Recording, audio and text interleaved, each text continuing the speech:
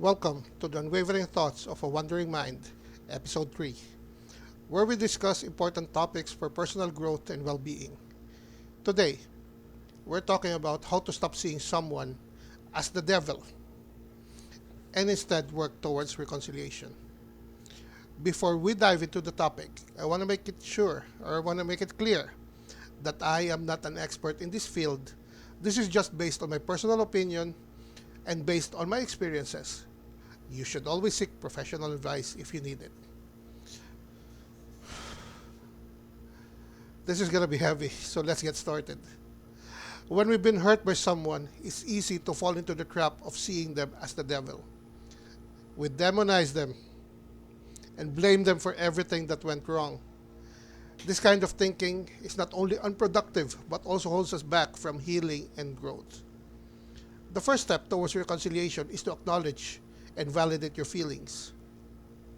It's okay to be hurt and angry. Really, it's okay. It is human to be hurt, and it is also very human to be angry. But it's also important to recognize that these emotions are not all consuming, and in time, they will eventually pass. The next step is to practice empathy. Try to understand the other person's perspective and what led them to hurt you. This doesn't mean that you have to excuse their behavior. No, no, no. Something happened, and this does not excuse them. But it can help you gain a better understanding of the situation. Once you practice empathy, it's time to take personal responsibility of your part in the situation. Yeah, you have to understand that you also had a part why the situation happened. In a sense, you have to acknowledge your role in the conflict and what you could have done differently.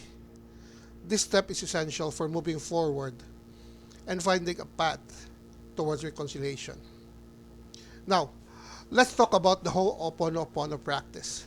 This is a traditional Hawaiian ritual for reconciliation and forgiveness. The practice involves repeating four phrases, which I believe are the four best words or four best phrases or sentences that God gave to us. Number one, I'm sorry. Please forgive me. I thank you. And I love you. These phrases help to release negative emotions and promote healing and forgiveness. You can practice Ho'oponopono alone or with the person you're trying to reconcile with. The process involves acknowledging the harm has been done, apologizing, expressing gratitude, and affirming your love for the person. So, let's do this. It's either you heal yourself or you mention the name of the person. But for mine, I will just do it for me. Dear self. Okay?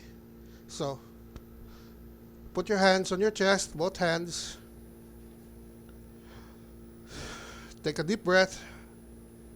Close your eyes. You can say it aloud or you can say it silently. Dear self, I'm sorry. Please forgive me. I thank you. And I love you. Take a deep breath. Release. Dear self, I'm sorry. Please forgive me. I thank you. And I love you. Dear self, I'm sorry. Please forgive me. I thank you. And I love you. Now, if you need a moment, take a deep breath. Second, deep breath. Release. And the third one, inhale. And as you release, you open your eyes.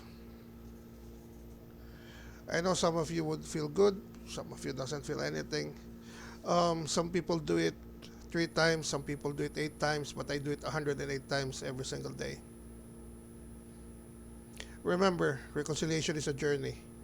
It may not happen overnight. It requires patience, compassion, and most of all, an open mind. But with practice and dedication, you can heal your relationships and ultimately find peace. That's all for today's episode of the Unwavering Thoughts of a Wandering Mind. We are already in episode 3.